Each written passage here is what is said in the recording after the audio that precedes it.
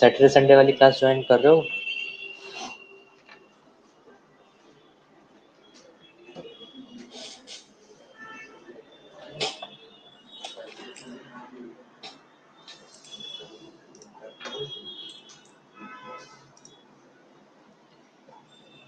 चलो, फर्स्ट वाला जो मेथड था यूजिंग एक्चुअल मीन मेथड वो तो कर लिया था शायद लास्ट क्लास में।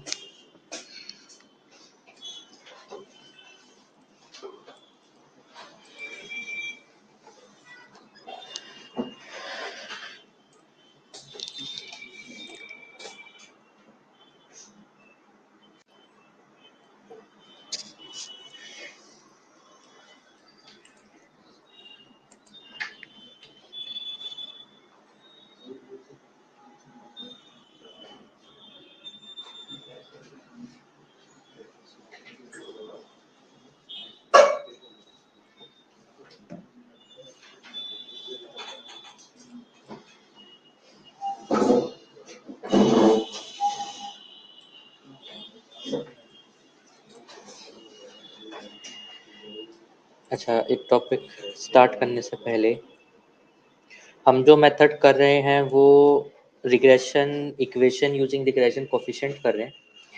तो रिग्रेशन कोफिशिएंट हमने अपनी डिनोटेशन में बी ऑफ एक्स वाई और बी ऑफ वाई एक्स के फॉर्म में लिखा था।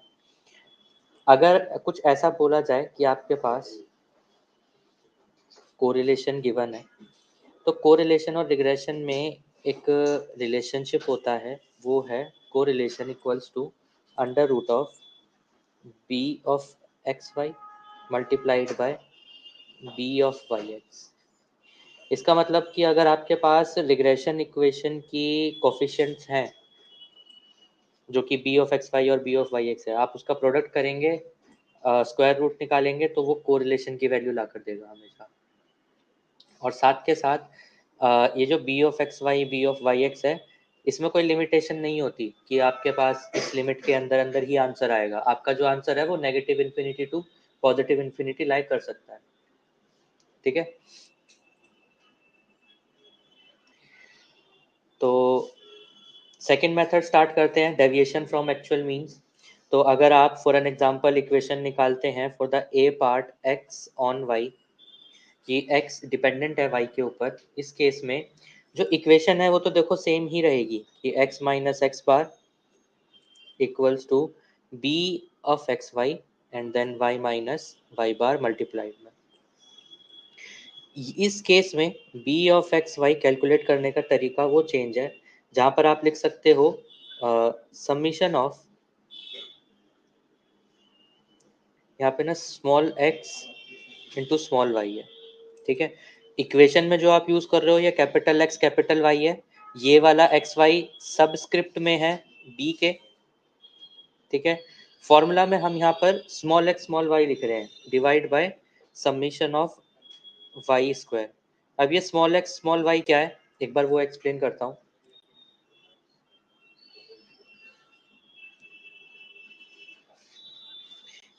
यहाँ पे स्मॉल एक्स का मतलब है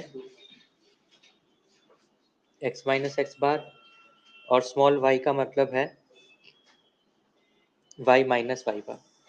ठीक है, जो कैपिटल एक्स लिखा है वो सीरीज के नंबर्स हैं, कैपिटल एक्स बार सीरीज का मीन है, और स्मॉल एक्स को डिफाइन किया गया है as x minus x bar. ठीक है, सेम केस हमें फॉलो करना है वाई ऑन एक्स के लिए, जहां पर थोड़े छोटे से चेंजेस हैं, जैसे कि अगर रिग्रेशन इक्वेशन निकाली जाती है फोर, सबसे पहले तो वाई ऑन एक्स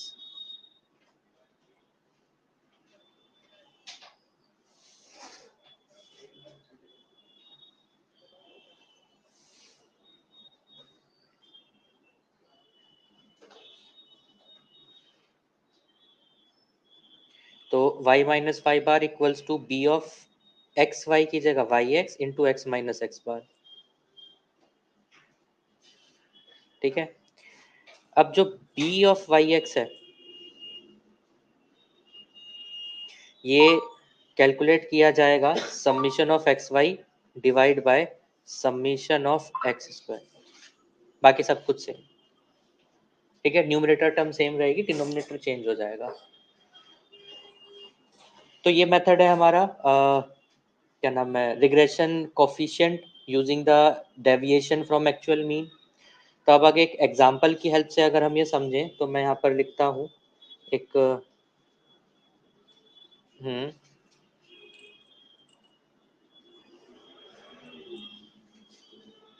वो आपको हमेशा गिवन होगा, क्वेश्चन में गिवन होगा। और अगर क्वेश्चन में बोला गया है दोनों निकालने हैं तो दोनों निकालना होगा। और अगर मान लो कुछ भी नहीं बताया गया है कि कौन सा वाला निकालना है, तब आप दोनों ही कैलकुलेट करेंगे। वैसा ऐसा कभी होगा नहीं कि आपको बताया ना जाए, आपको हिंट जरूर दिया जाता है क्वेश्चन में। हाँ हाँ।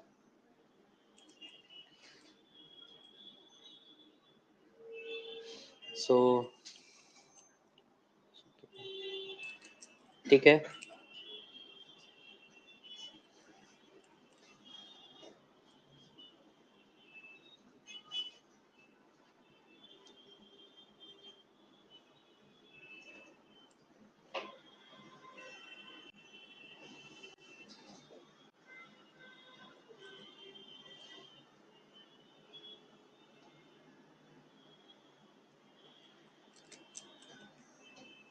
एक बार जरा ये क्वेश्चन पूरा करते हैं, मेरे को याद दिलाना ये क्वेश्चन करने के बाद ना, जो नोट्स वाली फाइल भेजी है ना, एक बार वो नोट्स वाली फाइल ओपन करनी है, ठीक है, याद दिलाना मेरे को। चलिए, x series y series given है। तो देखिए, स्मॉल एक्स चाहे मुझे कैलकुलेट करना हो या इक्वेशन कैलकुलेट करनी हो, मुझे हर अपनी इंडिविजुअल इक्वेशन का मीन तो निकालना ही पड़ेगा। और मैं क्वेश्चन में ऐसा बोल देता हूँ कि चलिए मैं यहाँ पर एक्स ऑन वाई निकालना चाहता हूँ, ठीक है। तो सबसे पहले तो हम मीन कैलकुलेट करते हैं। तो हमारे पास जो एक्स बार है, एक्स बार की value will be, x series का सम करते हैं पहले। 22 एंड 8 30, 40 और 42, 9 24 और 4 ये आएगा 30, ठीक है। ये आप हमारे पास है 6 नंबर ऑफ टर्म्स। तो एक्स बार आएगा 42 डिवाइड बाई 6 एंड वाई बार आएगा 30 डिवाइड बाई 6। तो ये 7 एंड दिस इज 5, ठीक है। तो अब मुझे एक्स बार वाई बार पता चल गया है। अब मैं यहाँ पर अदर पैरामीटर्स कैलकुलेट करता हूँ, जिसको फिलहाल के लिए मैं स्मॉल एक्स से रिप्रेजेंट कर रहा हूँ। और इसका मतलब होगा एक्स माइनस एक्स बार।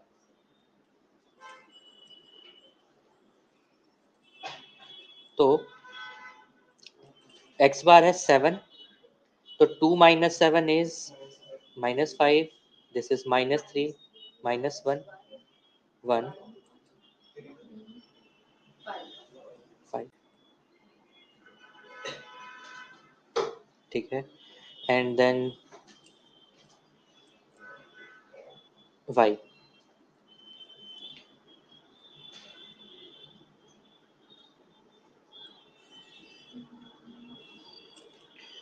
वाई बार की वैल्यू है 5, तो 4 माइनस 5 इज -1, -3, 0, हाँ 5 है।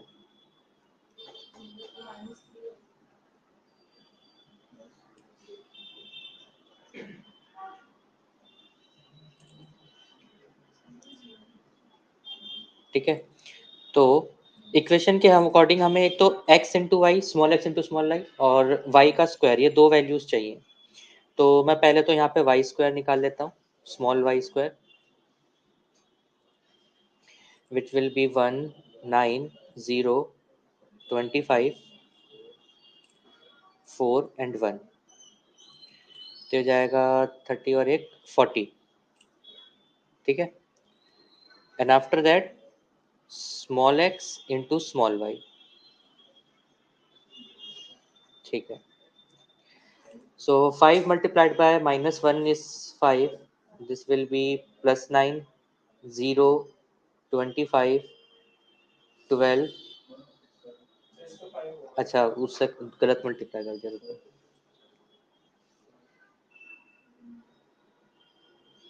-6, 5 1 is 5, ठीक है। x इंटू वाई, तो ये आ जाएगा 15 माइनस 6 9, ये 18 हो जाएगा टोटल समीशन। ठीक है, तो अब बस फॉर्मूला में वैल्यू पुट करनी है।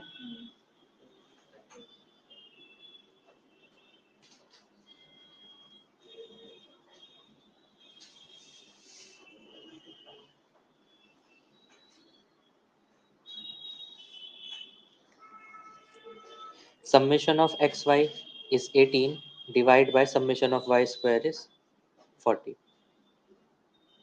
ये है b of xy। ठीक है, तो मैं ये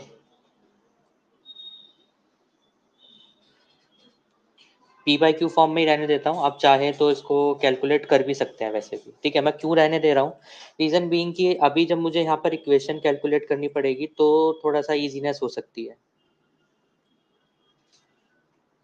जहाँ पर x बार की वैल्यू मेरे पास 7 गिवन है, y बार की वैल्यू मेरे पास 5 गिवन है, b of xy will be 9 by 20 and this is x minus 7। तो ये होगा x equals to 9y by 20 minus 9 by 4 plus 7। ठीक है, तो ये आ जाएगा 9 by 20 इज 0.45y 19। यार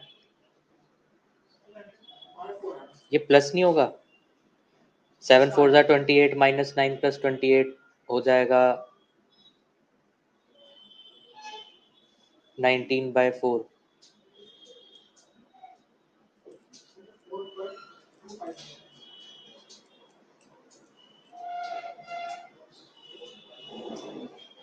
ठीक है, ये हमारी इक्वेशन आएगी।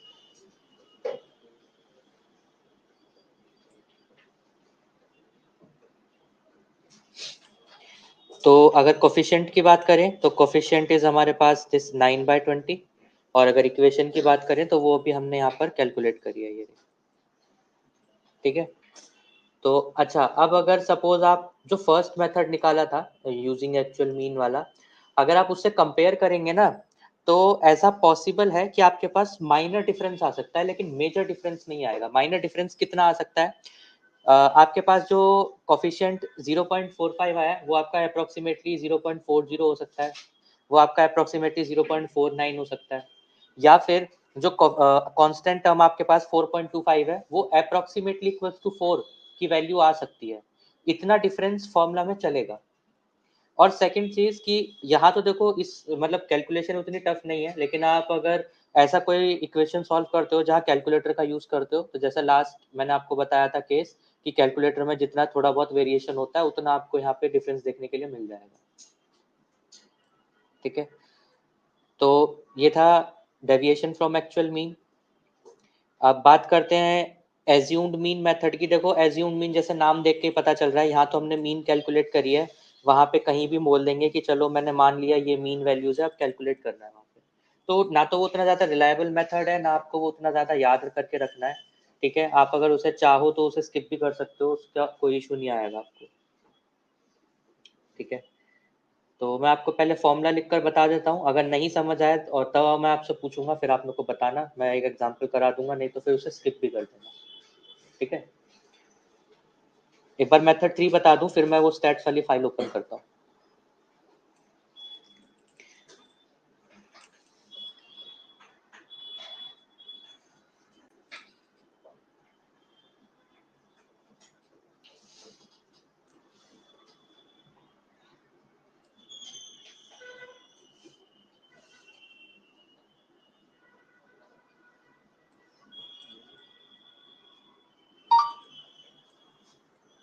जो इक्वेशन है वो तो देखो ऐसे ही रह जाएगी। मैं फर्स्ट पार्ट लिखता हूँ पहले।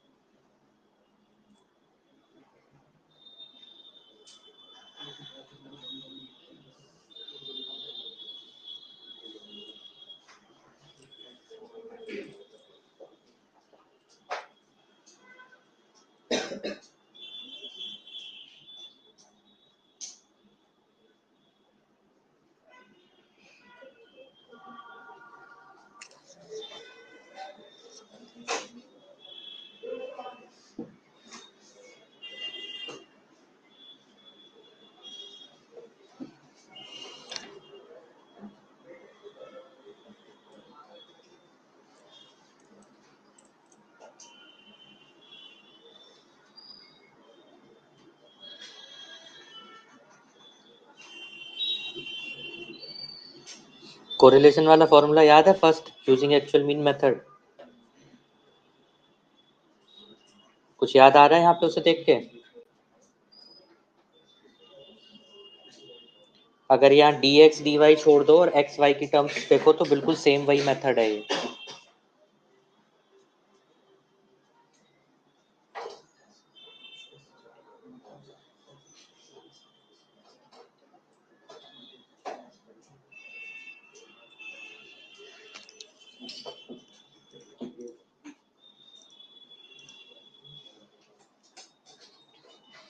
अगर आपको x सीरीज, हाँ, अगर आपको x सीरीज की ऑब्जर्वेशन गिवन है, y सीरीज की ऑब्जर्वेशन गिवन है, तो क्या यहाँ पे ये जो मेथड लिखा है अब कैलकुलेट कर सकते हैं हम इसे?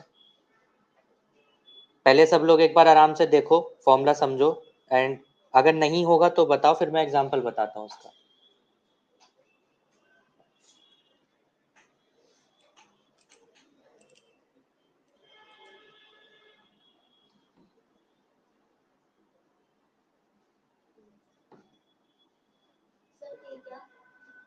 A इज एज्यूम्ड मीन, लिख देता हूँ, एक सेकेंड।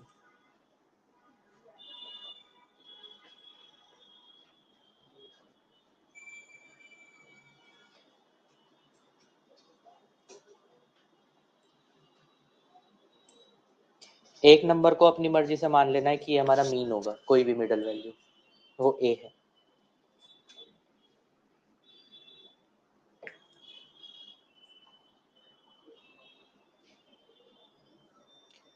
पहले dx निकाल देंगे x माइनस ए, फिर dy निकाल देंगे x माइनस वाई।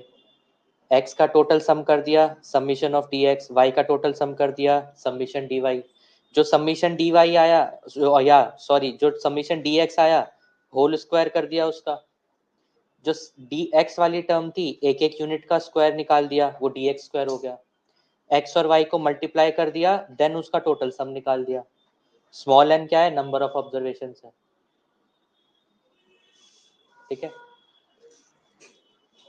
तो ये एग्जाम्पल कराने की नीड है? एक बार कोशिश करना, अगर नहीं होगा तो मैं बता दूंगा फिर दोबारा।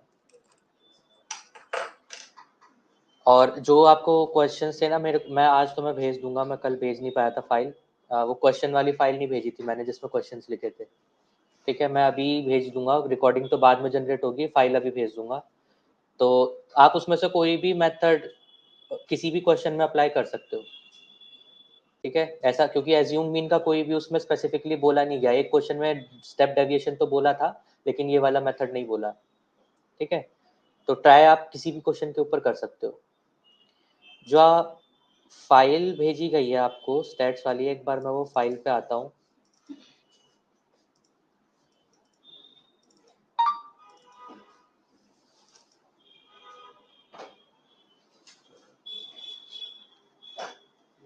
देखो, जो हमारा डिस्क्रिप्टिव पार्ट है वो हमारा कंप्लीट हो चुका है। ये डिस्क्रिप्टिव पार्ट वो पार्ट है जो आपको एनालिसिस टेक्निक्स के अंदर यूज करना पड़ता है। ठीक है, मीन मीडियन मोड निकालना सीखा है, रेंज निकाली है, variance, standard deviation, inter quartile range, इसी तरीके से inter deciles and percentile range, वो सब चीजें हमने सीखी। Histogram, box plot, pie chart. ठीक है, ये तो ग्राफिकल रिप्रेजेंटेशन है, ये तो अभी आने दो, ये जब कोई हमारे पास इंफॉर्मेशन डेटा वैसा होगा तो जब बन के आएगा हमारे पास चार्ट तो मैं उसमें आपको बताऊंगा। फिर साथ के साथ इन्फ्रेंशियल स्टैटिस्टिक्स का जो हमारा पार्ट है उसमें से रिग्रेशन एनालिसिस हमने अभी किया है। लेकिन ये मैंने क्यों अभी स्टार्ट किया, बेसिकली रिग्रेशन एनालिसिस में जितना इंपॉर्टेंट आपके लिए रिप्रेजेंटेशन है उतना ही इंपॉर्टेंट आपके लिए कैलकुलेशन पार्ट है। क्योंकि जैसे मैंने रिप्रेजेंटेशन बताया, आपको यहाँ पर एक कर्व मिलेगा, एक लाइन मिलेगी।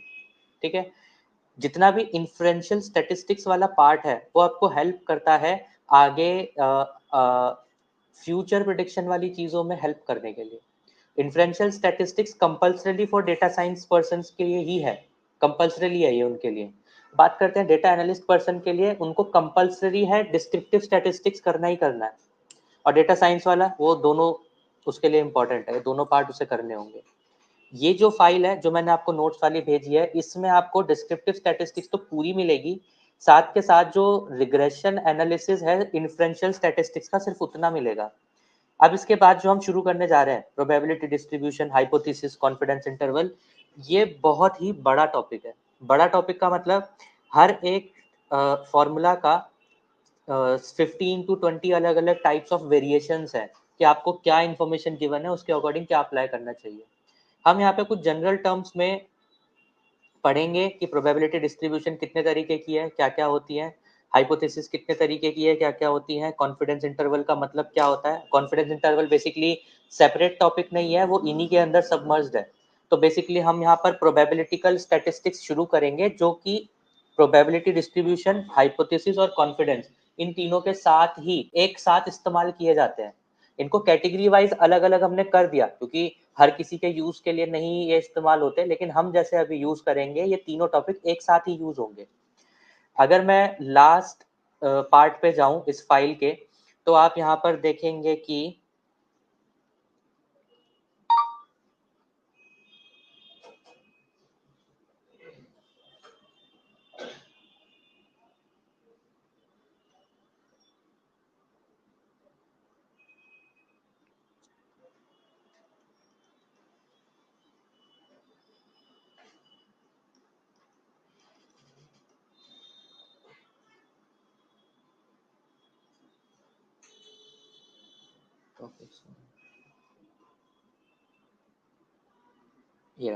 ये रिग्रेशन का टॉपिक है, सेकंड लास्ट टॉपिक, ठीक है। लीनियर रिग्रेशन क्या है, किस लिए यूज करना है, कुछ एक सॉल्व्ड एग्जांपल भी है यहाँ पर आपके पास, ठीक है। और अलग तीनों मेथड्स का एक एक एग्जांपल होगा।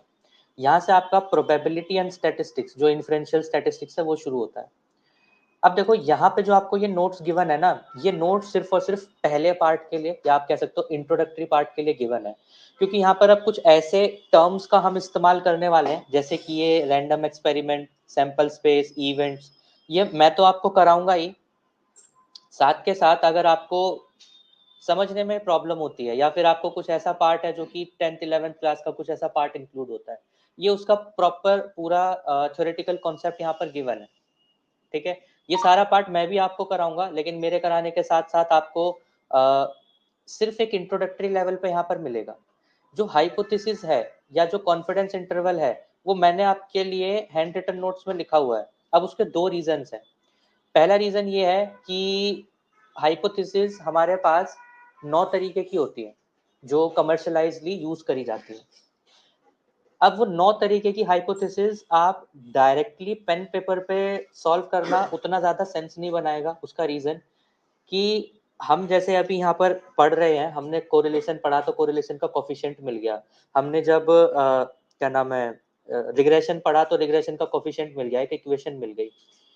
जब आप अप्लाई करोगे इसे किसी प्रोग्रामिंग में या एमएस एक्सेल में, वो भी आपको सेम चीज ला कर देता है।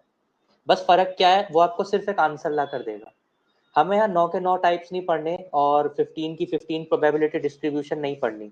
हमें बस इतना पता चल जाए कि अगर मुझे प्रोबेबिलिटी डिस्ट्रीब्यूशन दिया है तो उसका मतलब क्या है। हमें अगर z वैल्यूज दी है, जो कि यहाँ सैम्पलिंग टेक्निक्स लिखी है, ठीक है। थोड़ा सा मैं स्क्रॉल करता हूँ।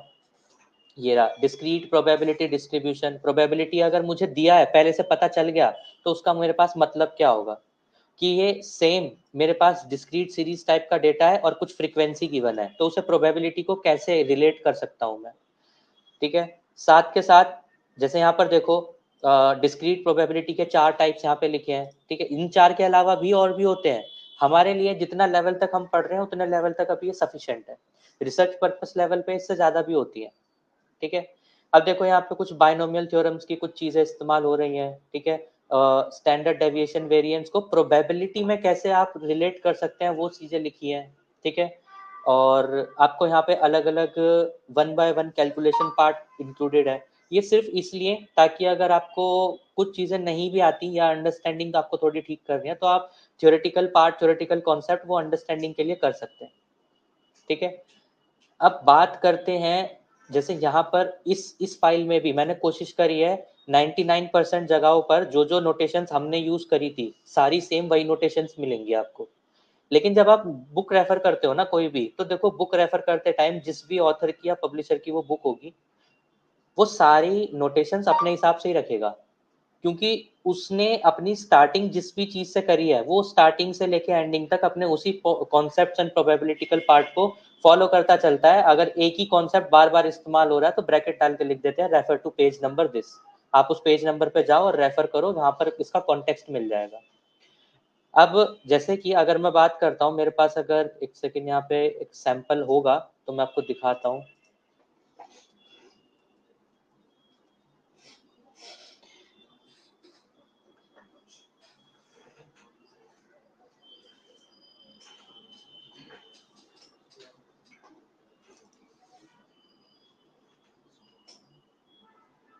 देखो, जैसे हाइपोथेसिस टेस्टिंग के बेस पे एक मेरे पास एक पीडीएफ फाइल है, ठीक है।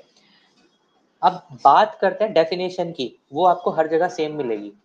हाँ, थोड़ा बहुत घुमा फिरा के दे सकते हैं, डेफिनेशन आपको हर जगह सेम मिलेगी। अब ये जो मेरे पास केस है ना, less than, greater than, less than equal to, greater than equals to, ये सारी चीजें आपको ना बहुत ज्यादा वेरिएशन में मिलेंगी एक ही टॉपिक के अंदर।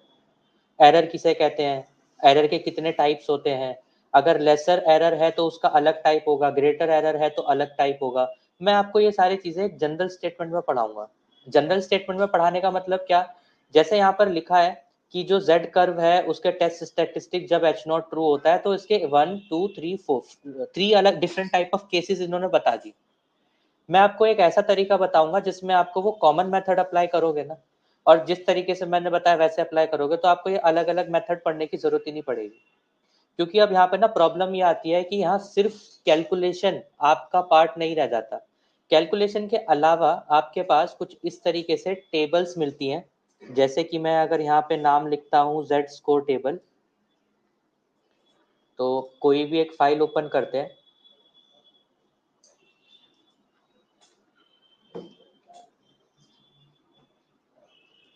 जैसे यहाँ पर लिखा है कुछ ये वैल्यूज, बचपन में आप सभी ने पढ़ा होगा 9 10 क्लास में कुछ लॉग वैल्यूज होती थी, एक्सपोनेंशियल वैल्यूज होती थी, ऐसी यहाँ पर भी वो वैल्यूज काम करती है। बट वो कैसे काम कर रही है, आप यहाँ पर देखो, लेफ्ट ऑफ जेड स्कोर के लिए अलग काम कर रहा है, ठीक है। Value representation for left of Z, ये एक और दूसरी रिप्रेजेंटेशन है। तीसरी बारी में एक टेबल आएगी, वो एक और अलग टेबल होगी। अब अकॉर्डिंग टू दोज थ्योरीज, अगर आप यहाँ पर एक एक टाइप अलग अलग करके पढ़ते हैं, मैं यहाँ पे जेड की जगह दूसरा लिखता हूँ, उसमें आपको और अच्छे से आएगा। तो आपको क्या करना पड़ेगा, हर एक टॉपिक के लिए हर बार अलग अलग टेबल रेफर करनी पड़ेगी। तो ऐसा करने से देखो, आप कर तो सकते हो, ऐसा नहीं है वो होगा नहीं। जैसे आप यहाँ पर देखो, ये टी टेस्ट टेबल दिखा रहा है, ठीक है, इसमें वैल्यूज कुछ आपको सर्च करनी है। एक ही टेबल है, रुको। बेसिकली आपके पास जो मैं आपको नोट्स दूंगा, आप ना नोटेशन भी उसमें वही रखना। नोटेशन वही रखने के साथ साथ मैं आपको कॉमन एक टेबल शेयर करूंगा, जिसमें एक ही टेबल में टी की सारी वैल्यू, जैसे ये वाली जो टेबल है इसमें एक ही टेबल में वन टेल टू टेल दोनों टेस्ट हैं, सारी पॉसिबिलिटीज हैं, और उन पॉसिबिलिटीज के अलावा अप्रोक्सीमेट वैल्यू उसके रिवर्स ऑर्डर में भी गिवन है कुछ ऐसी टेबल में। तो मैं आपको एक ऐसी मेथड सिखाऊंगा जिसमें आपको बस एक ही टेबल रेफर करनी है। अब आप उसमें कोई भी मेथड अप्लाई करो वो सेम एप्लीकेबल हो जाएगा। जो कि अगर मैं आपको किसी बुक ऑथर को या किसी अलग चीज को रेफर करता हूँ तो वहां ये चीज पॉसिबल नहीं होगी, क्योंकि वहां सिस्टमेटिक तरीके से प्रॉपर स्टैटिस्टिक्स को ध्यान में रखते हुए सिखाया जाएगा, ना कि एनालिसिस प्रोसेस को ध्यान में रखते हुए। क्योंकि हमें हर बार ऐसा पॉसिबल नहीं होगा कि हर बार हमें टेबल दी जाए। हर जब आप रियल लाइफ में काम करोगे तो हर बार आपको आंसर्स पता चले। हाँ, जब आप एक्सेल में काम करते हो तो आपको दो वैल्यूज दी जाती हैं, कि एक मैक्सिमम लिमिट वैल्यू और आपकी कैलकुलेटेड वैल्यू। पाइथन में ऐसा नहीं होता। पाइथन में जो आप कैलकुलेट करोगे सिर्फ उतना ही आंसर आपको शो होगा, उतनी वैल्यूज ही पता चलेंगी एक्सटर्नली, और कुछ भी नहीं। ठीक है, तो हम अब स्टार्ट करने जा रहे हैं अपना second major part inferential statistics का, ठीक है, जो कि होगा प्रोबेबिलिटी डिस्ट्रीब्यूशन। अब उससे पहले यहाँ पर गिवन नहीं है, मतलब इस वाले चार्ट में गिवन नहीं है, लेकिन इस नोट्स में प्रोबेबिलिटी पार्ट है, जहाँ पे प्रोबेबिलिटी एंड स्टैटिस्टिक्स करके लिखा है। ठीक है, तो जो हम पढ़ने जा रहे हैं वो इस नोट्स में भी है, और मैं भी अभी स्टार्टिंग से आपको पढ़ाना शुरू कर रहा हूँ। पेज नंबर ये रहा 62 से। ठीक है, प्रोबेबिलिटी एंड स्टैटिस्टिक्स। अब देखो शुरुआत तो वहीं से होगी, वही 11th-12th क्लास की जो भी प्रोबेबिलिटी होती है, उसके बाद हम one by one step by step आगे बढ़ेंगे और बाकी चीज़ों के लिए। ठीक है, तो ये मैं हटाता हूँ बाकी सारी चीज़ें, ये टाइम आने पे आपको सब कुछ प्रोवाइड कर दूंगा।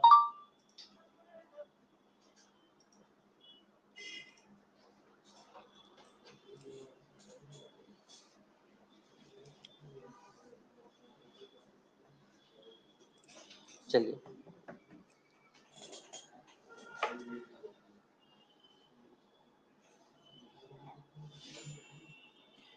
सबसे पहले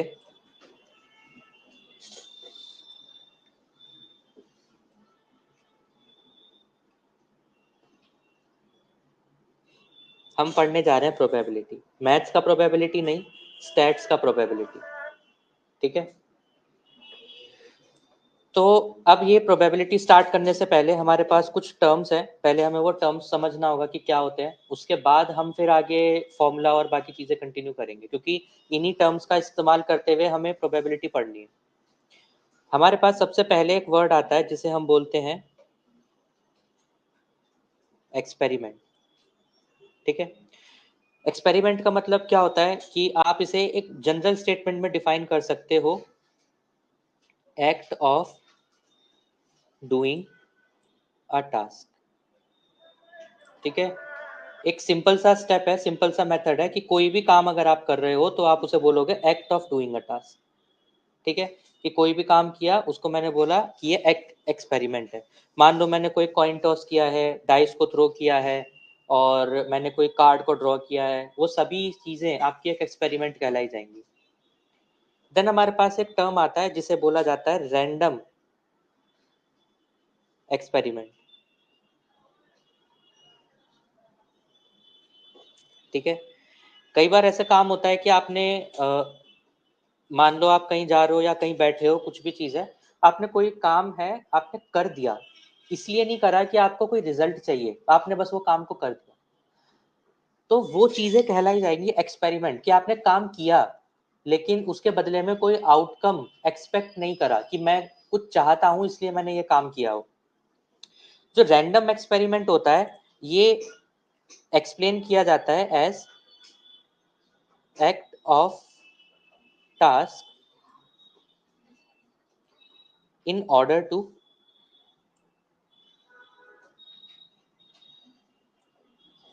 अचीव अ गोल। ठीक है, कि आपने कोई काम इसलिए किया कि आपको एट द एंड कोई टास्क अचीव करना है, या कुछ आप चाहते हो कि ऐसा हो जाए, इसलिए आप वो काम कर रहे हो। ठीक है, जैसे कि मैंने अगर कॉइन को टॉस किया तो मैं ये चाहता हूं कि हेड्स आना चाहिए था, इसीलिए मैंने कॉइन को टॉस किया था, तो मैं बोलूंगा कि ये एक रैंडम एक्सपेरिमेंट है। अगर मैं डाइस थ्रो कर रहा हूं, मैं कहता हूं कि 6 ही आना चाहिए, मैंने इसीलिए डाइस थ्रो करी है, तो वो रैंडम एक्सपेरिमेंट होगा, कि out of all the possibilities मैंने रैंडमली कुछ ऐसी चीजें हैं जो मैं चाहता हूं वो सच हो जाए। फिर इसके बाद हमारे पास 3 टर्म्स होते हैं। पहला ट्रायल, सैंपल और इवेंट। ठीक है, ये तीनों आपस में इंटर रिलेटेड है, और इनको एक्सप्लेन करते हैं एक एग्जांपल से, कि सपोज मैंने एक कॉइन है, मैंने एक कॉइन को 3 टाइम्स टॉस किया है। ठीक है, किस लिए टॉस किया है? To achieve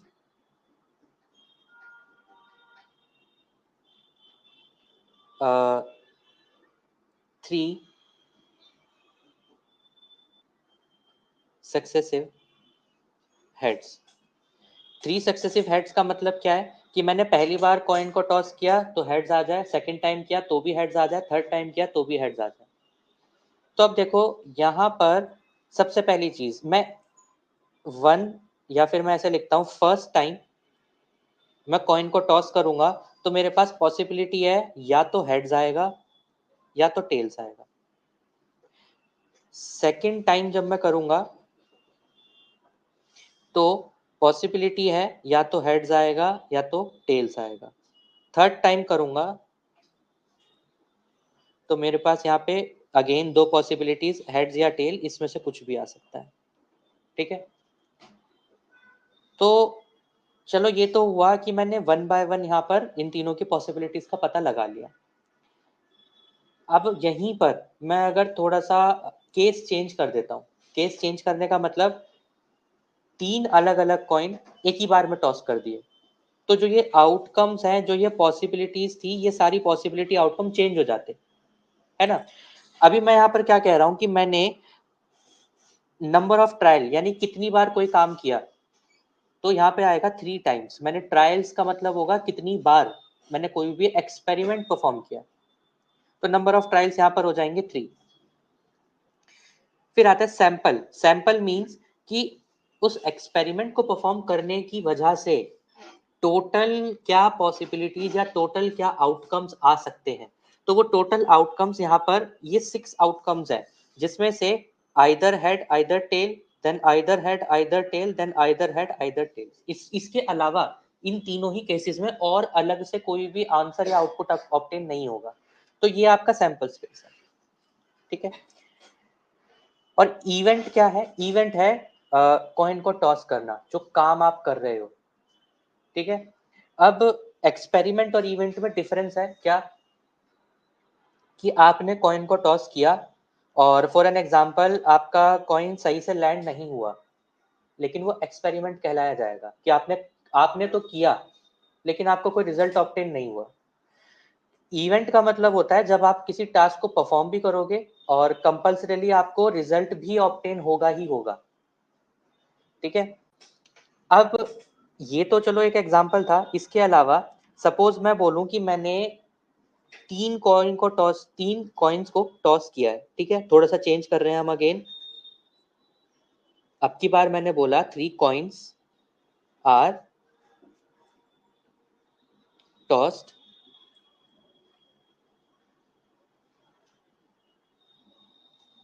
simultaneously.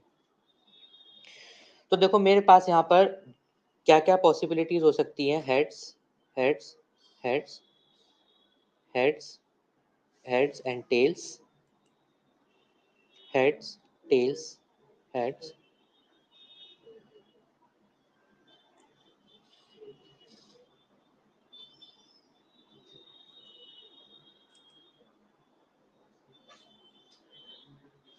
Heads tails tails, then tails head and head.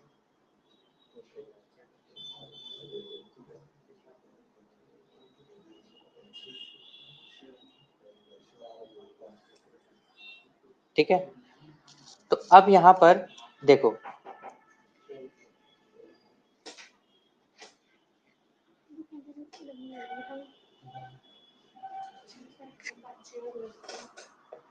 है चेयर दे देना वो आगे।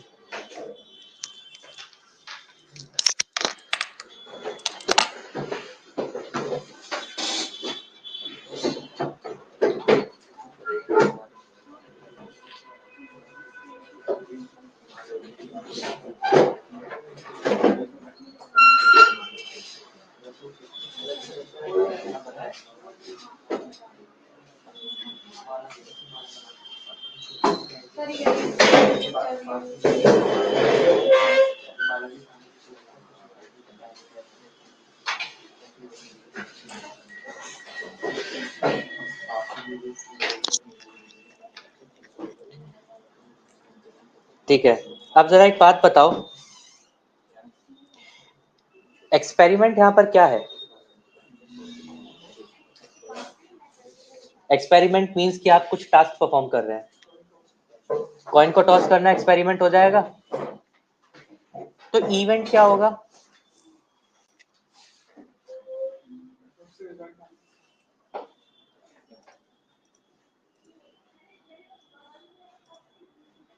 देखो, कॉइन को टॉस करना हमारा एक्सपेरिमेंट कहलाया जा रहा है, लेकिन इवेंट क्या है? एक इवेंट ये है कि तीनों बार हेड्स आया, एक इवेंट है 2 हेड्स एंड एक टेल है, स्पेसिफिकली थर्ड पोजीशन पे टेल्स है, ये इवेंट है। देन एक इवेंट है कि आपके पास सेकंड प्लेस कॉइन पे टेल्स आया, एक इवेंट है फर्स्ट प्लेस पे हेड एंड बाकी दोनों पे टेल। तो इवेंट को आप ऐसे स्पेसिफाई कर सकते हो कि out of all the experiment जो डिजायर्ड आउटपुट आपको चाहिए था, जो कि सेम काम करने पे, सेम इवेंट को परफॉर्म करने पे मिला, वो डिजायर्ड आउटपुट आपका इवेंट कहलाया जाएगा। तो जैसा एग्जाम्पल था, अगर आपसे बोला जाए कि 3 coins are toss simultaneously, suppose मैं कहता हूं 7 टाइम्स, अगर 7 टाइम्स मैं थ्रो कर रहा हूं तो मेरे पास ट्रायल्स कितने हो गए? 7, कि मैंने तीनों कॉइन 7 टाइम्स एक्सपेरिमेंट परफॉर्म किया। लेकिन मैंने किस लिए किया? एक इवेंट को अचीव करने के लिए। वो इवेंट क्या है? फॉर एग्जाम्पल मैं बोलता हूं तीनों के तीनों कॉइन्स पे जो फेस है वो हेड्स फेस ही होना चाहिए।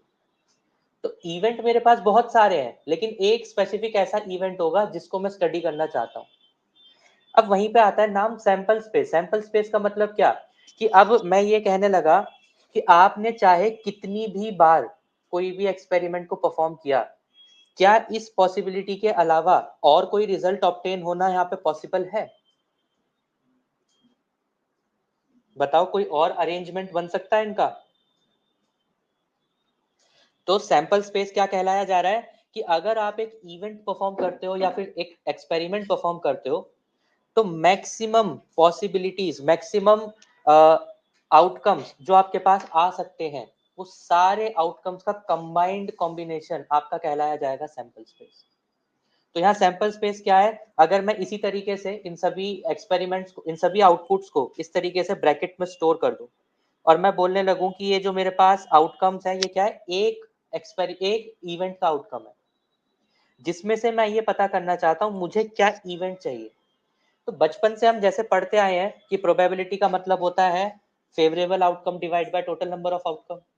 फेवरेबल आउटकम्स को मैं अगर बोल दूं कि मुझे प्रोबेबिलिटी फाइंड आउट करनी है हेड्स हेड्स और हेड्स की, यानी तीनों प्लेस पे हेड्स आना चाहिए, तो कैसे हम फाइंड आउट करेंगे फेवरेबल आउटकम? इस पूरे एक्सपेरिमेंट्स में या इस पूरे सैंपल स्पेस में एक ऐसा इवेंट है जहां पर तीनों बार हेड्स आता हो, और साथ के साथ मेरे पास ये इवेंट कहाँ से ऑब्टेन हो रहा है? 8 पॉसिबल आउटकम्स हैं जो हो सकते हैं, उसमें से एक फेवरेबल आउटकम है मेरा।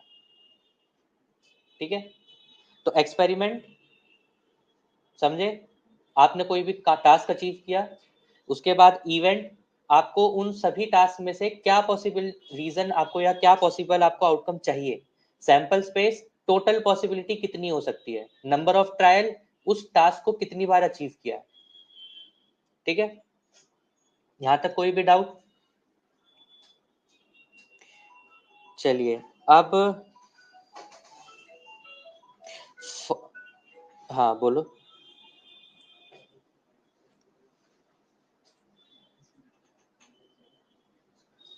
हाँ,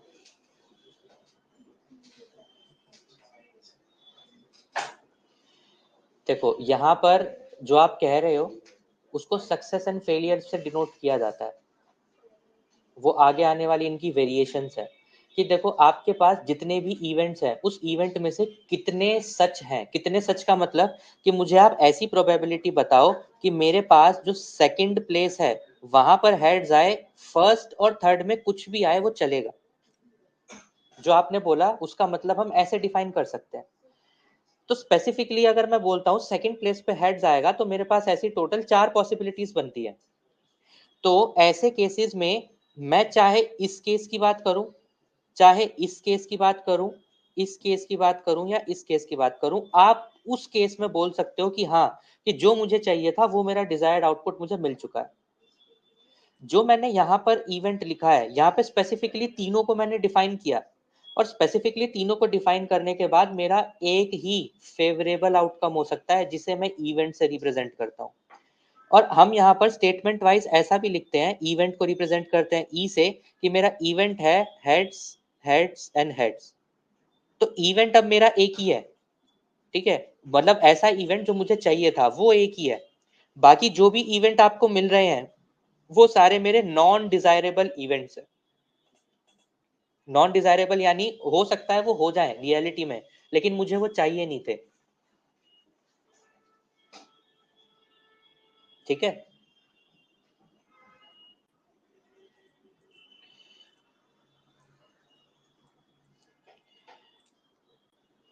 अब एक इंपॉर्टेंट टॉपिक,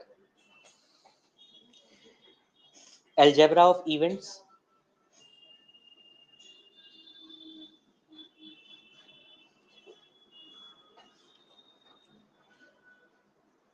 जो कि mathematically set, relation and function के नाम से आपने सुना होगा। इंपॉर्टेंट क्यों? इसलिए नहीं कि ये मैथ्स टॉपिक है, इसलिए कि ये पाइथन का भी टॉपिक है।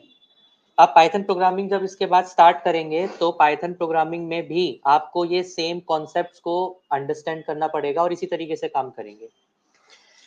जहां पर सेट्स एंड रिलेशन को पढ़ने का एक तरीका होता है जिस तरीके को वेन डायग्राम बोला जाता है। उस वेन डायग्राम की एक एक्सप्लेनेशन होती है जो भी हम यहाँ पढ़ने वाले हैं। सेम तरीका और सेम प्रॉपर्टीज, जो प्रॉपर्टीज अभी मैं बताऊंगा वो पाइथन में भी फॉलो होंगी। और क्योंकि वो पाइथन में भी फॉलो होंगी तो पाइथन प्रोबेबिलिटी का जब हम प्रैक्टिकली इंप्लीमेंट करेंगे तो इसी सेट्स के नाम से करेंगे। पाइथन में भी उसका नाम सेट्स ही है। ठीक है, तो स्टार्ट करते हैं। जैसे कि अगर सबसे पहले मैथमेटिकली हम पढ़ना शुरू करते हैं। ठीक है, अभी हम सिर्फ और सिर्फ मैथमेटिकली पढ़ेंगे। सेट्स की रिप्रेजेंटेशन होती है ये ब्रैकेट से, जिसको करली ब्रैकेट्स बोलते हैं हम। ठीक है, अब क्योंकि हम मैथमेटिकली पढ़ रहे हैं तो सेट्स के अंदर कुछ नंबर्स ही आएंगे। ठीक है, वो बात अलग है कि आप आगे आने वाले टाइम में पाइथन में और भी चीजें देखोगे, नंबर्स के अलावा और भी चीजें हम स्टोर कर सकते हैं। लेकिन हम मैथमेटिकली, जैसे मैंने बोला, अभी हम पढ़ रहे हैं। तो सपोज मैं यहाँ पर सेट्स ना लिखकर एक प्रॉपर नेम प्रोवाइड करता हूँ। एक ए लिखता हूँ, एक बी और एक सी, और इनकी कुछ एक वैल्यू डिफाइन करता हूँ, जिसके बाद मैं आपको बताऊंगा कि क्या क्या प्रॉपर्टीज हम फॉलो कर सकते हैं। जैसे मैंने बोला कि ए के अंदर मेरे पास नंबर्स हैं,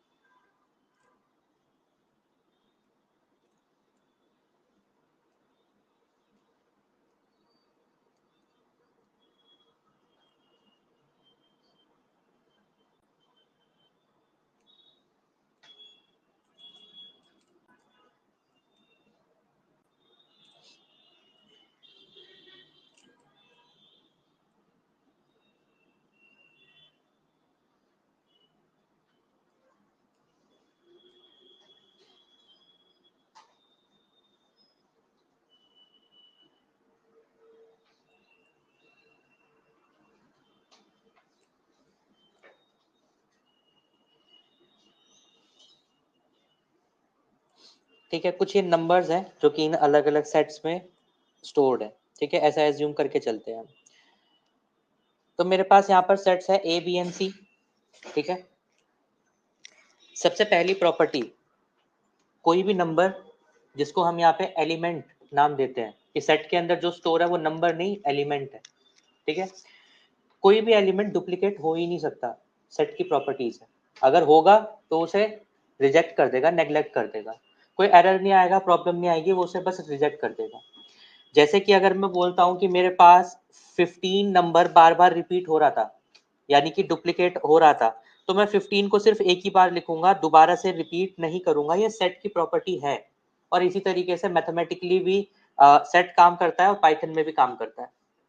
ठीक है, तो सपोज मेरे पास अब क्योंकि सेट की कुछ प्रॉपर्टीज यहाँ फॉलो करी जा रही हैं, तो उसी तरीके से सेट्स के कुछ ऑपरेशंस भी होते हैं। सेट ऑपरेशंस क्या? जैसे हम सभी ने पढ़ा है एडिशन, सब्सट्रैक्शन, मल्टीप्लिकेशन, उसी तरीके से जो सेट्स के ऊपर ऑपरेशन होते हैं उसमें से एक ऑपरेशन है जिसका नाम होता है यूनियन, जिसको रिप्रेजेंट करते हैं ये सिंबल से। अब ये कैपिटल यू नहीं है। आप अगर बुक्स में, नोट्स में वैसे देखोगे ना तो यू सिंबल से बड़ा सिंबल होता है और ज्यादा। ठीक है, जहां पर ये सिंबल थोड़ा और एक्सटेंडेड होगा, इसे यू मत पढ़ना। ठीक है, इसको यूनियन ही पढ़ा जाता है। तो अब यूनियन सिंबल क्या कहता है? यूनियन सिंबल कहता है कि आप जिस भी सेट को यूनियन, दो या दो से ज्यादा सेट को यूनियन करोगे, it will return all values rejecting duplicates.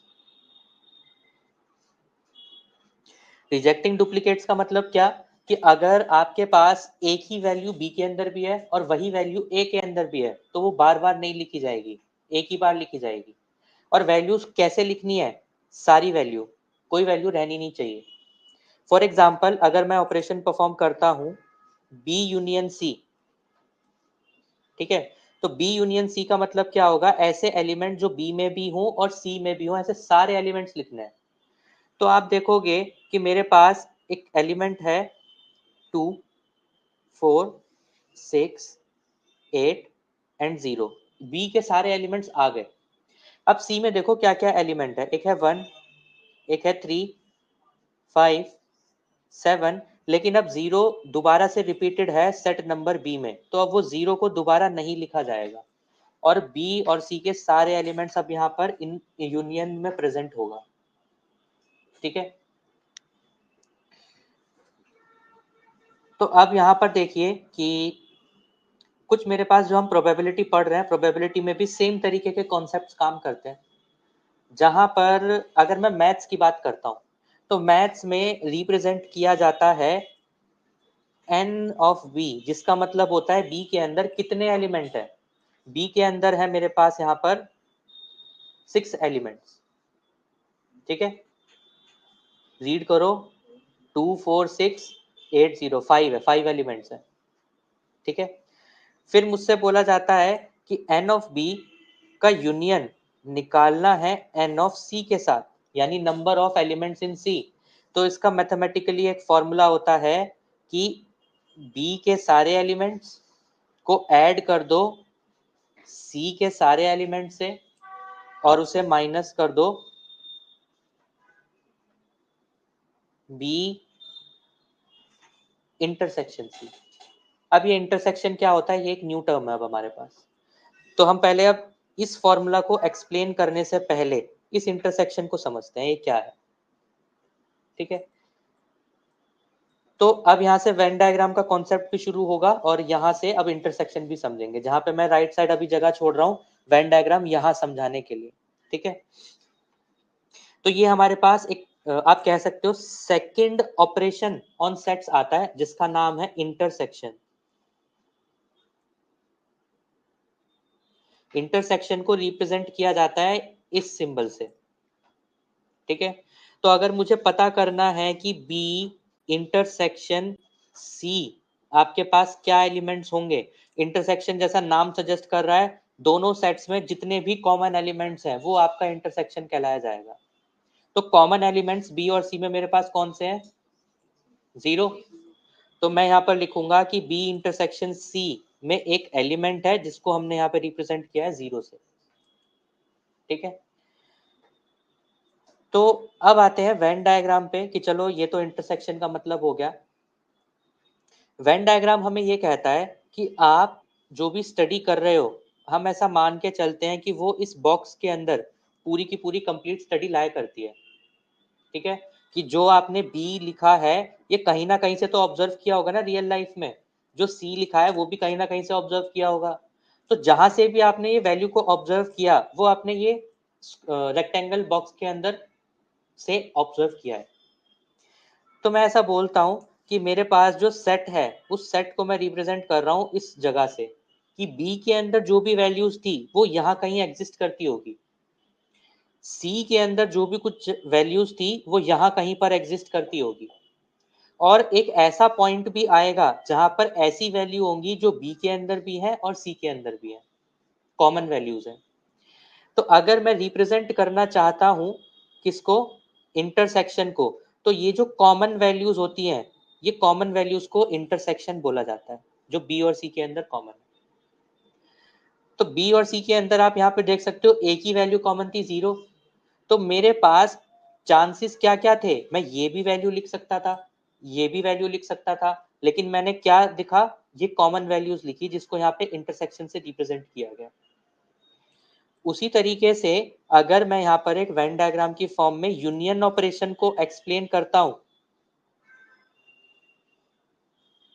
ठीक है, तो मेरे पास ये है सेट ए और ये है मेरे पास सेट बी, सॉरी बी और सी। ठीक है।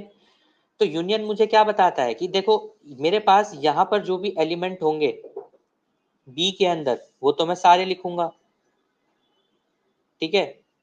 अब देखो ये जो मेरे पास कॉमन वाला पार्ट है ये भी बी के अंदर ही लाया करता है, तो मैंने ये वाला पार्ट भी लिख दिया, ठीक है। लेकिन मुझे सी के भी सारे एलिमेंट लिखने हैं। अगर मैं यहाँ पे क्या करता, एलिमेंट्स को दोबारा से लिखता, तो मेरे पास ये जो मिडल एरिया है ये क्या होता, रिपीट होता, एक बार यहाँ पे रिपीट हो जाती इनकी सभी की वैल्यू। लेकिन मैंने ऐसा नहीं करा, मुझे क्या करना है, सारी वैल्यूज लिखनी है, बस रिपीटेशन अलाउड नहीं है। तो मैंने आउट ऑफ ऑल वैल्यूज सिर्फ बी और सी की वैल्यूज को लिखा है यूनियन में। अच्छा, अब ऐसी लोकेशन जहां से ये सारे नंबर्स आए हैं उसे हम रिप्रेजेंट करते हैं यू का मतलब यूनिवर्सल सेट। यूनिवर्सल सेट का मतलब ऐसी जगह जहां पर इनके अलावा और भी वैल्यूज हो सकती थी, लेकिन आपने ऑब्जर्व करी बी और सी की वैल्यू, ठीक है, वो पूरा यूनिवर्स है हमारे लिए। सेम कॉन्सेप्ट कि यूनिवर्सल हमारे लिए यहां भी एप्लीकेबल होता है। अच्छा, अब अगर मैं सपोज ऐसे रिप्रेजेंट करता हूं कि जो मेरे पास बी था वो बी के अंदर कुछ वैल्यू है, मैं यहाँ पे लिखता हूं दोबारा से, कुछ ये वैल्यूज थी बी की, ठीक है। तो मैंने ऐसा बोला कि according to the Venn diagram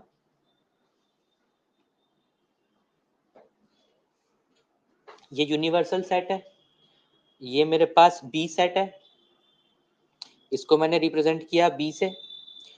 तो वेन डायग्राम मुझे ये कहता है कि आप ये जो वैल्यूज हैं जो आपने इस सेट के अंदर लिखी हैं वो यहाँ पर स्टोर है, एक ही जगह पर स्टोर है, उसको एक कलेक्शन आपने बना दिया है। लेकिन वहीं पर सपोज अगर आपको कभी ऐसा लिखा मिल जाए कि आपके पास एक सेट है बी कॉम्प्लीमेंट, इसको पढ़ते हैं कॉम्प्लीमेंट, या फिर आपको ऐसा भी लिखा मिल सकता है बी बी लिखा होगा एंड देन ऐसे डैश लिखा होगा, दोनों का मतलब सेम है, इसको पढ़ते क्या है, कॉम्प्लीमेंट। और आपको यहाँ पर कुछ इस तरीके से सेट में वैल्यूज गिवन होंगी। अब बेसिकली इसका मतलब क्या है, अगर मैं यहाँ मैथमेटिकली लिखना चाहूँ तो यूनिवर्सल सेट माइनस डी, ये इसका मतलब होता है। अब ये तो समझ नहीं आया, वेन डायग्राम की हेल्प से समझते हैं इसका मतलब क्या है। कि अगर मेरे पास ये कंप्लीट वेन डायग्राम है, ये मेरा यूनिवर्सल सेट है, और मैंने बोला कि ये मेरा एक सेट है जिसको मैंने बी सेट बोला है, तो कॉम्प्लीमेंट का मतलब होता है जितनी वैल्यूज बी के अंदर हैं उसको छोड़ के बाकी सारी वैल्यूज को आपको यहाँ पर लिखना होगा, जो कि ये वैल्यूज होंगी। तो कॉम्प्लीमेंट का मतलब क्या, जो वैल्यूज हैं उसको स्किप करके, मतलब जो सेट है उसे स्किप करके बाकी सारी अदर रिमेनिंग वैल्यूज आपको फिर लिखनी होगी, ठीक है। स्टेटमेंट वाइज आप इसे कैसे रिलेट कर सकते हैं, मैंने कॉइन टॉस करे, मैं चाहता हूं टेल्स ना आए, तो टेल्स ना आने को हेड का कॉम्प्लीमेंट लिख सकते हैं। बात एक ही है, बस थोड़ा घुमा फिरा के बोली गई है, ठीक है। इंटरसेक्शन हुआ, यूनियन हुआ। अच्छा, स्पेस किस लिए छोड़ा है, ये तो मैथमेटिकली रिप्रेजेंटेशन है फॉर्मूला का, हम प्रोबेबिलिटी भी ऐसे ही निकालते हैं कि सपोज मैं प्रोबेबिलिटी निकाल रहा हूं एक बी इवेंट बी की, और मैं चाहता हूं उसके साथ एक और इवेंट है जो सी भी हो जाना चाहिए, बी भी होना चाहिए सी भी होना चाहिए, तो इसकी प्रोबेबिलिटी कैसे आएगी, probability of B plus probability of C minus probability of B intersection C, ठीक है। ये एक इंपॉर्टेंट पार्ट है स्टैटिस्टिकली, ठीक। एक एग्जांपल कि ऐसा कब हो सकता है, सपोज कि मैं ऐसा बोलूं, आपने कार्ड्स पढ़े हैं स्टैटिस्टिक्स में पहले, कार्ड्स के बारे में नॉलेज है सबको, सही सही बताओ, सब बताओ। अब क्वेश्चन आएंगे इसके आगे और मैंने लिखे हुए भी हैं, मैं बता रहा हूं दोबारा से, ठीक है, अभी देख लो कि टोटल आपके पास 52 डेक ऑफ कार्ड होता है, डेक ऑफ कार्ड का, रुको, 52 कार्ड्स होते हैं, ठीक है। और जब ऐसा लिखा जाता है अ डेक ऑफ कार्ड, तो डेक ऑफ कार्ड्स का मतलब होता है कि ये कंप्लीट 52 कार्ड्स हैं, उसमें कोई भी कार्ड मिसिंग नहीं है या अलग छूटा हुआ नहीं है। अब ये 52 कार्ड्स जो है ना, ये 4 कैटेगरी में डिवाइड होते हैं।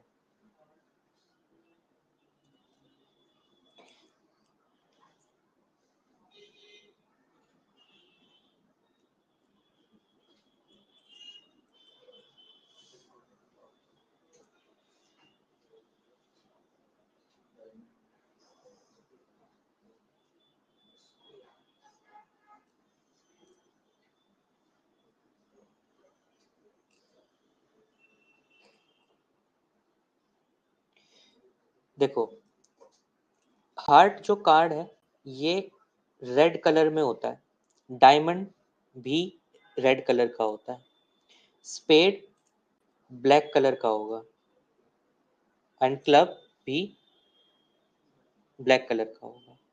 ठीक है, अब मैथमेटिकली इनका अरेंजमेंट कैसे होता है कि हर टाइप के कार्ड के अंदर 13 कार्ड्स होते हैं, यानी कि 13 कार्ड्स ऑफ हार्ट जो कि रेड कलर के हैं, 13 कार्ड्स ऑफ डायमंड जो रेड कलर के हैं, 13 कार्ड्स ऑफ स्पेड जो ब्लैक कलर के हैं, एंड 13 कार्ड्स ऑफ क्लब जो अगेन ब्लैक कलर के हैं। अब ये 13 कार्ड्स कौन से हैं, इनका अरेंजमेंट क्या है? सबसे पहले आता है king, then queen,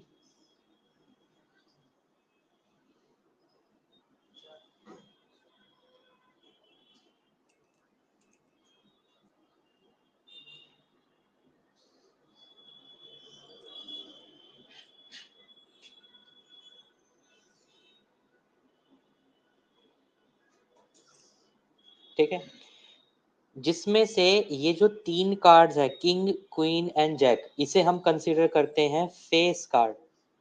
face card का मतलब क्या कि इन कार्ड्स के ऊपर फेस बने होते हैं, इनके ऊपर नंबर्स नहीं होते, और जो ये बाकी रिमेनिंग कार्ड्स हैं इन सभी के ऊपर नंबर्स होते हैं, जहाँ पे फर्स्ट को हम एस बोलते हैं। ये आपके 13 कार्ड्स हो गए। ये सेम 13 कार्ड के ऊपर डिजाइन बना होगा हार्ट का और होगा रेड कलर से प्रिंटेड।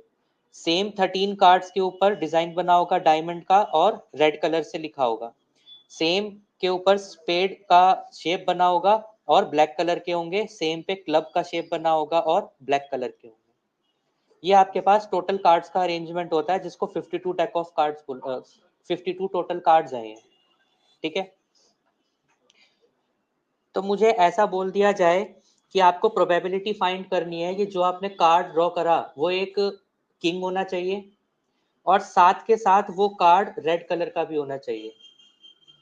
तो मेरे पास दो प्रोबेबिलिटी हो गई। दो कैसे कि देखो, रेड कलर का कार्ड होगा तो इन्हीं दोनों में से आ सकता है, लेकिन अगर सिर्फ किंग की बात करता हूं तो किंग तो यहाँ पर भी है और किंग यहाँ पर भी है। तो ये दोनों अलग अलग बातें हैं जिसको मैं चाहता हूं कि कंबाइन करके कॉमन बेसिस पे एक प्रोबेबिलिटी कैलकुलेट करूं। ठीक है, जो हम किससे कर सकते हैं, यूनियन कॉन्सेप्ट से या इंटरसेक्शन से?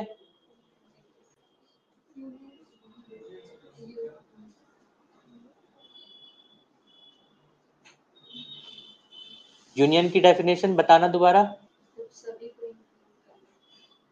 और क्वेश्चन क्या था?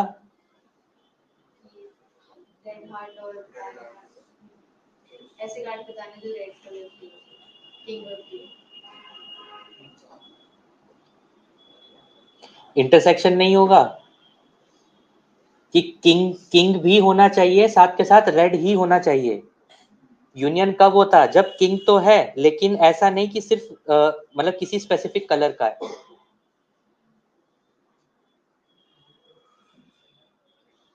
अगर मैं बोलूं कि टोटल रेड आने की पॉसिबिलिटी, तो टोटल रेड आने की पॉसिबिलिटी तो ये सारी होगी, और टोटल किंग आने की पॉसिबिलिटी सिर्फ इतनी।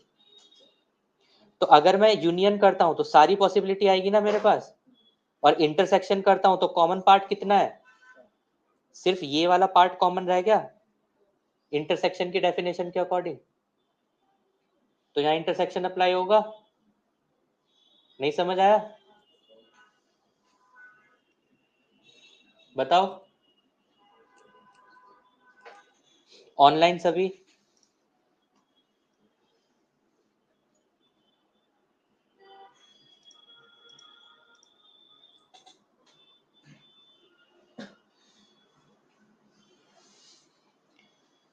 फोर 26, ठीक है। अब कुछ और इसके अलावा कुछ और पॉइंट्स हैं, वो भी ध्यान दो। इंटरसेक्शन का फॉर्मूला भी बता देता हूँ, वही फॉर्मूला है, बस थोड़ा सा चेंजेस हो जाते हैं। चेंजेस क्या है कि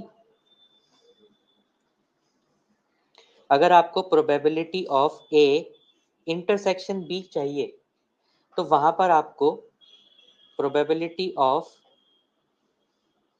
ए यूनियन बी से माइनस करना होता है probability of A minus probability of B.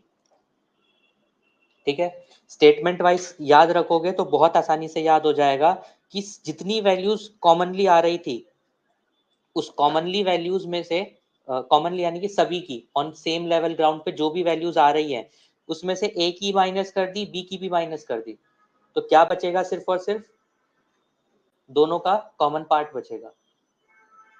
ठीक है, कि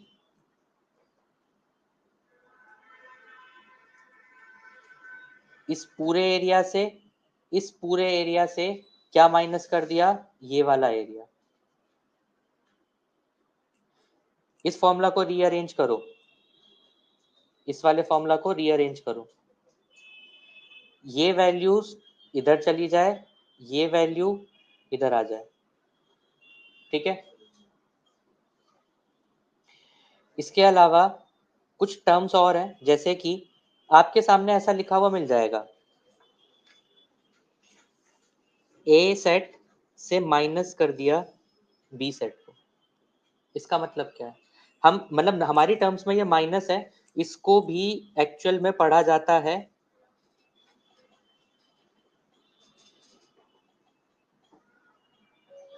ए कॉम्प्लीमेंट बी। पहले हम पढ़ रहे थे सिर्फ ए कॉम्प्लीमेंट, सिर्फ बी कॉम्प्लीमेंट। अभी ए का कॉम्प्लीमेंट किया है बी से, साथ के साथ इसको हम जानते हैं ए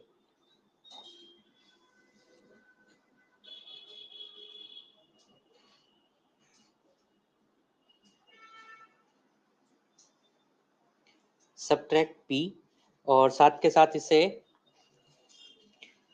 ए डिफरेंस बी। ठीक है, ये तीनों तरीके से आप लिखा हुआ देखेंगे।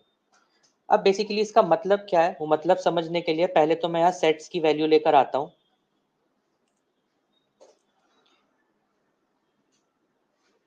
और वेन डायग्राम से समझाता हूँ, फिर आप वैल्यूज बताना। मेरे पास यहाँ पर ए बी और सी, देखो ये सेट की वैल्यूज है। अगर मैं यहाँ पर कॉम्प्लीमेंट की बात करता हूँ तो वेन डायग्राम मुझे ऐसा एक्सप्लेन करता है कि मेरे पास अगर मान लो ये सेट है ए और ये सेट है बी,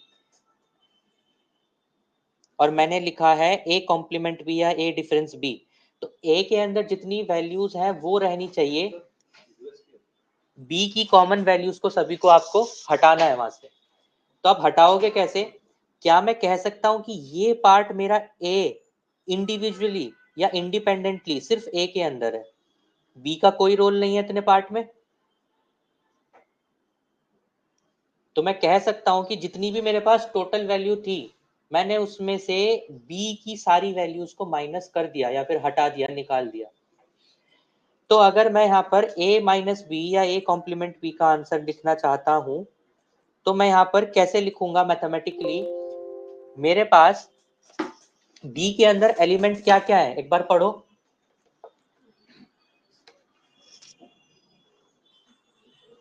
24680। तो मैं a में से क्या क्या हटा दूंगा? 24680। तो क्या क्या रिमेनिंग बचेगा? 1 3।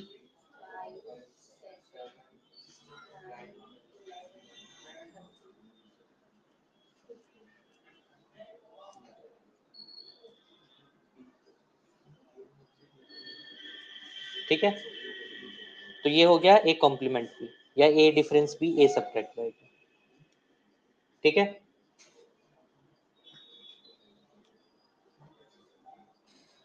ठीक।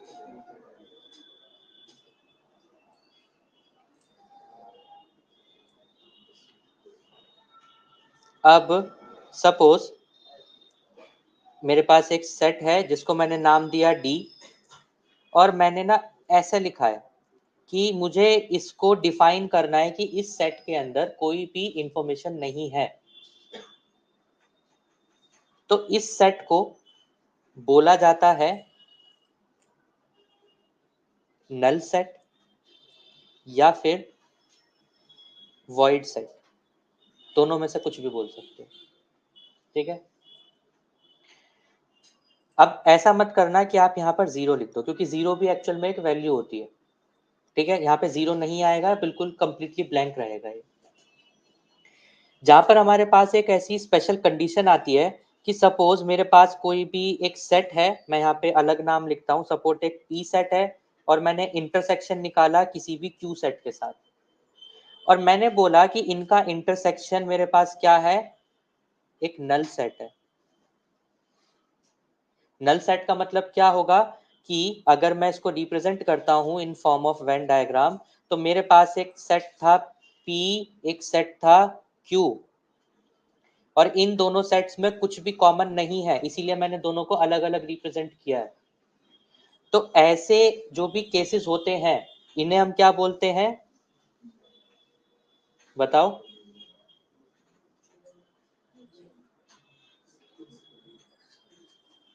Mutually exclusive. ठीक है, हम यहाँ पर प्रोबेबिलिटी पढ़ रहे हैं, तो मैंने एक ऐसी प्रोबेबिलिटी निकाली कि प्रोबेबिलिटी ऑफ P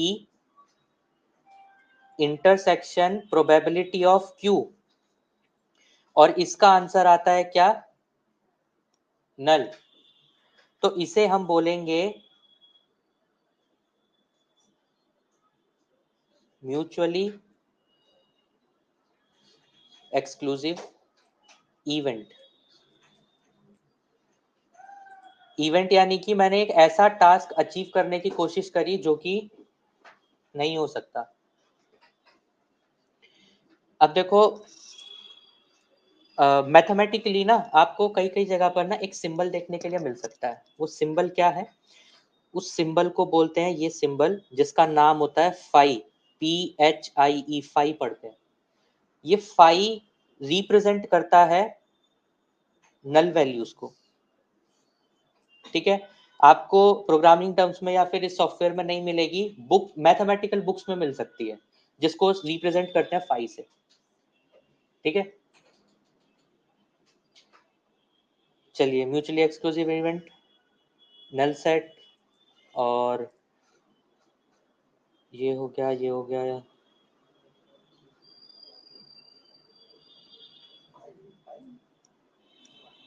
हाँ, सबसेट का एक कॉन्सेप्ट रह गया, रुको।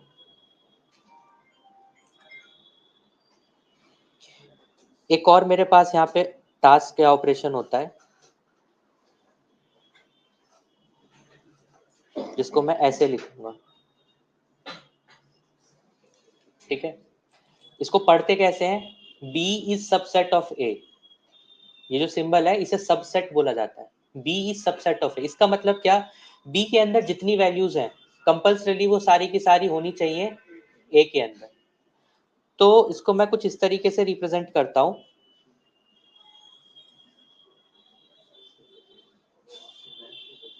डिसजॉइंट बताया मैंने।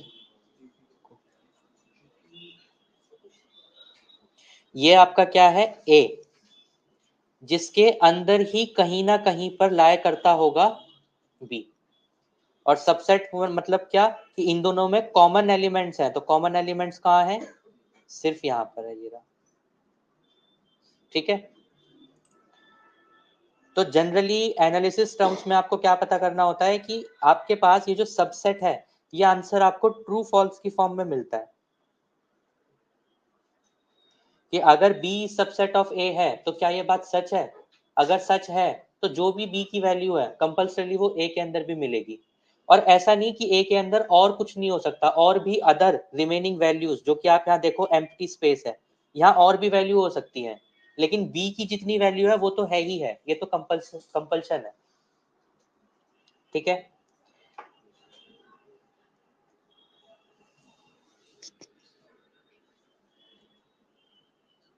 इसके बाद कुछ एक दो प्रॉपर्टीज और, जैसे कि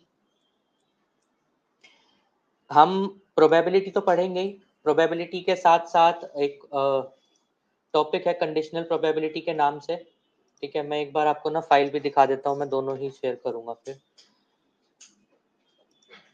है कि नहीं है, एक मिनट रुको।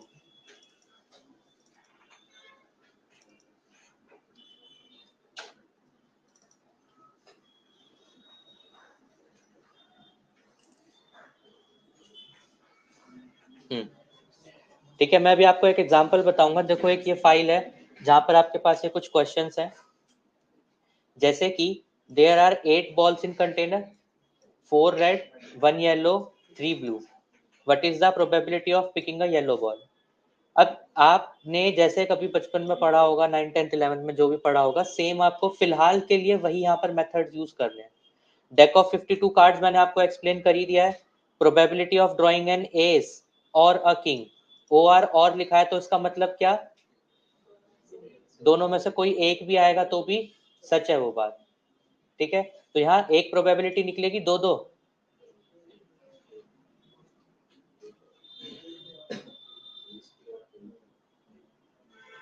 एस आएगा तो भी वो सच सही होगा और किंग आएगा तो भी सही होगा। तो दोनों प्रोबेबिलिटी निकाल के फाइनल कंक्लूजन ड्रॉ करना है।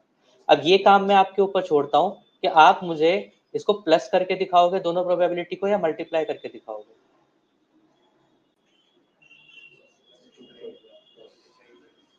वो आप पे छोड़ा ना मैंने।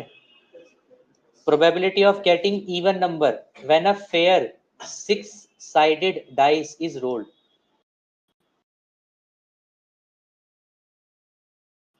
फेयर क्यों लिखा है यहाँ पे?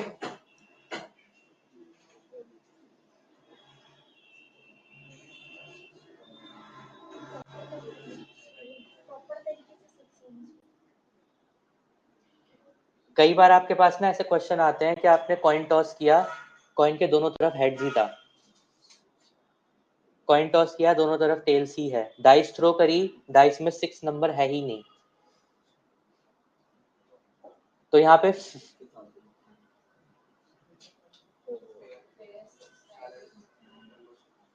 हाँ हाँ हाँ 2 4 6 हुआ, लेकिन जब हुआ जब यहाँ पे लिखा हुआ है फेयर 6-sided रोल डाई। अगर यहाँ पे फेयर नहीं लिखा होता तो प्रॉब्लम होती। फिर प्रॉब्लम क्यों? क्योंकि देखो क्वेश्चन में लिखा नहीं, हम तो ऐसा एज्यूम करते हैं ना कि डाइस में 1 2 3 4 6 ही है। ठीक है, लेकिन मतलब ऐसा सच नहीं है। ऐसा जब कभी अगर आपको क्वेश्चन में ट्रिक करना हो तो जानबूझ के भी कई बार वैल्यूज छोड़ देते हैं। वहां पर आपको दो केसेस पढ़ने होते। फिर पहला केस होता क्या कि जब डाइस आपकी फेयर है, दूसरा केस होता है कि जब डाइस अनफेयर है। तो आप वहां पे स्टेटमेंट में क्या लिखते हैं या कैसे एक्सप्लेन करते हैं?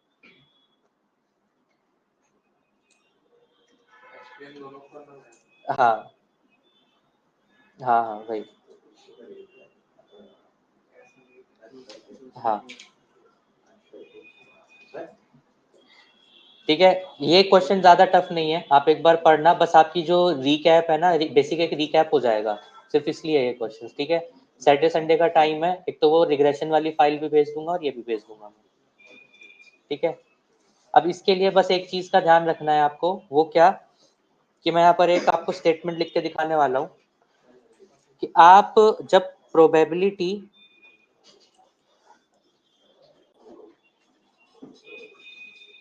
कैलकुलेट करते हैं तो हमेशा उसे लिखा जाता है प्रोबेबिलिटी ऑफ इवेंट, जिसको आप लिखते हैं P and bracket is E। ठीक है, ये रिप्रेजेंटेशन होती है। आपकी प्रोबेबिलिटी की वैल्यू हमेशा 0 to 1, अगर बात करता हूं यूनिट्स की, के बीच में रहेगी, एंड 0% to 100% अगर आप रिप्रेजेंट करना चाहते हो परसेंटेज में, इसी के बीच में रहेगी।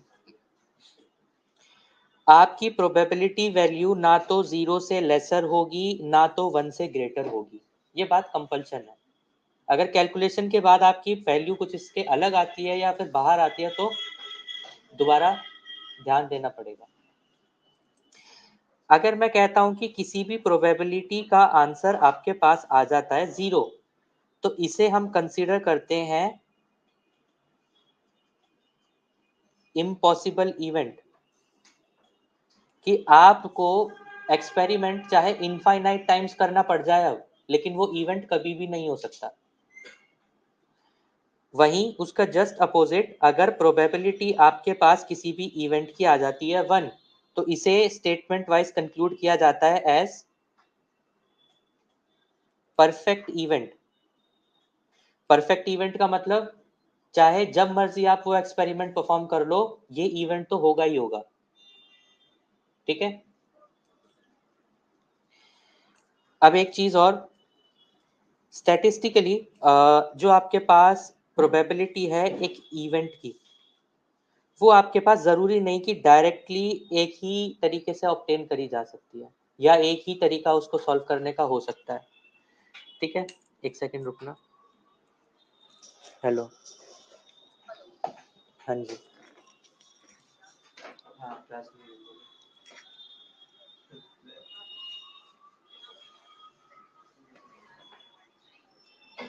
आज नहीं नहीं नहीं, ऑनलाइन ना, नहीं नहीं आया। आपका नाम क्या है? नहीं नहीं, हम लोग नहीं।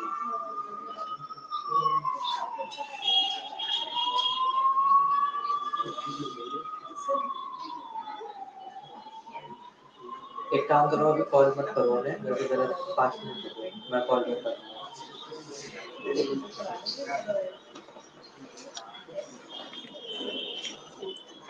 हाँ जी, देखो।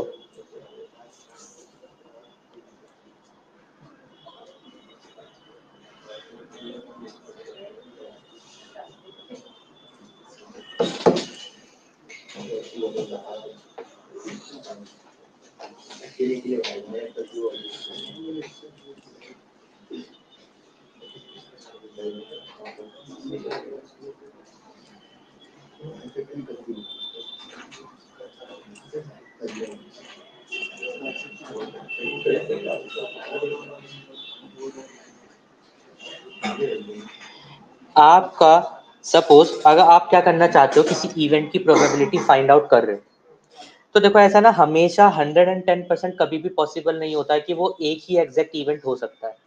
हो सकता है कि आप एक से ज्यादा तरीके के इवेंट के बारे में प्रोबेबिलिटी कैलकुलेट कर रहे हो, जहां पर आपको अलग अलग छोटे छोटे बहुत सारे इवेंट्स कैलकुलेट करने पड़ सकते हैं। जैसे कि अगर मैं बोलता हूं कि मैंने एक बॉक्स में से बॉल को ड्रॉ किया और मैंने बोला कि वो जो बॉल है,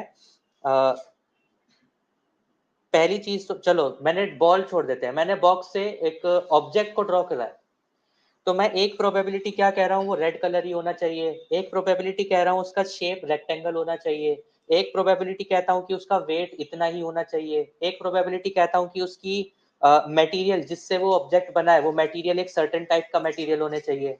तो मैंने आपको यहाँ पे 4 कंडीशंस प्रोवाइड कर दी।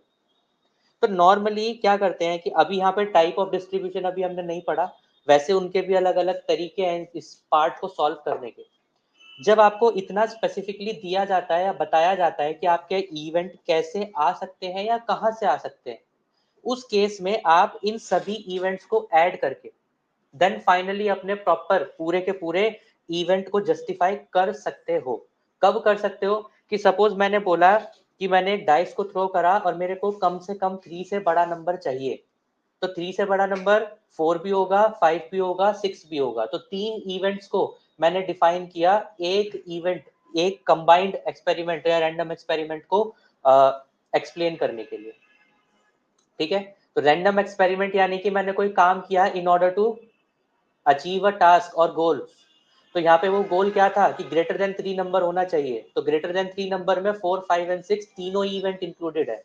तो पूरे सैंपल स्पेस में से probability of 3 added by probability of 4 plus probability of 5, तो ये मेरा होगा कंप्लीट रैंडम एक्सपेरिमेंट। ठीक है, तो आज के लिए इतना ही रखते हैं। और साथ के साथ ये वाली जो फाइल अभी मैं आपको शेयर करूंगा, फॉर्मूला लिखने की जरूरत है, favourable outcome divide by total number of outcome, पता है ये सभी को। आपको ये फाइल सॉल्व करनी है और इससे पहले वाली फाइल वो भी मैं शेयर कर दूंगा। यहाँ तक सभी लोग क्लियर करके चलो। आने वाले टॉपिक्स प्रीवियस टॉपिक से रिलेटेड बहुत कम है, बहुत कम रिलेटेबिलिटी है दोनों में, क्योंकि जैसा मैंने आपको स्टार्टिंग से पहले बताया था कि कैटेगरी बिल्कुल डिफरेंट हो जाती है अब यहाँ से, ठीक है। तो फ्रेश टॉपिक है, फ्रेश माइंड से पढ़ो, तैयारी करो, प्रीवियस की तैयारी अलग से रखना, ऐसा मत करना कि पहले का नहीं पढ़ा तो ये भी छोड़ दे, ठीक है। बाकी मिलते हैं फिर अब नेक्स्ट क्लास में।